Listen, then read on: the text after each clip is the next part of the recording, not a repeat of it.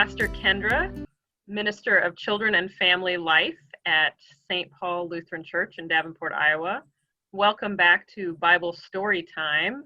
I have a couple friends with me here today, Ron and Jeanne Johnson.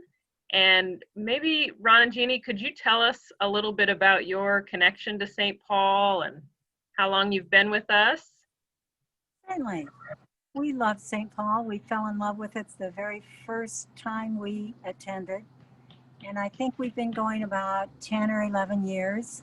We joined when our granddaughter was born, and we've been helping in Sunday school, first grade, second grade, third grade, and ushering, Jubilate choir. Lots of fun. Great. That's wonderful. Well, I'm so glad you could be with us here today. And looks like you've got some props there. You're going to tell us a story? Yes. We're going to be telling the story of House on the Rock today. Jeanne, Yes? can you lift up that Bible you're reading from? Because some of our kids might have it. Oh, yes. Yeah. Mark Story Bible. And tell us where we can find, which page can we find House on the Rock? House on the Rock is on page 282. This is Great. what the page looks like. Wonderful. Thank you, Jeanne. Jesus liked to teach people by telling them stories. Sometimes he told stories called parables. Through parables, people learned God would help them, especially when things were not easy in their lives.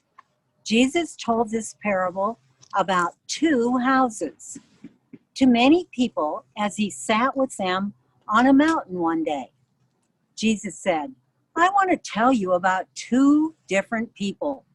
Each one wanted to build a house. One person was very smart and one was very silly. The smart person built a house on a sturdy rock. Bad weather came, boom, echoed the thunder, and shook the little house. As lightning streaked across the sky, plop, plop, plop, dripped the heavy raindrops that fell on the roof. Whoosh, sighed the cold wind as it blew against the walls. But the house didn't fall down because the smart person had built it on the sturdy rock. The silly person built a house on sand, and something very different happened. Bad weather came. Boom, echoed the thunder and shook that little house. As lightning streaked across the sky, plop, plop, plop, dripped the heavy raindrops that fell on the roof. Whoosh! The heavy rain, whoosh, sighed the cold wind as it blew against the walls. And look what happened to the house. Because the silly person built the house on sand. Crash, it fell down. If you listen to me, Jesus said, you are building your life on the sturdy rock of God. If you don't listen to me, you're building your life on ideas that are like the sand that shifts and the house blows away. When Jesus finished talking, the people on the mountain were surprised by his words. They had never heard stories like that from their church leaders before.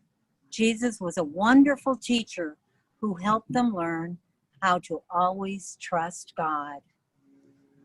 Thank you so much, Jeanne and Ron, for the special effects there.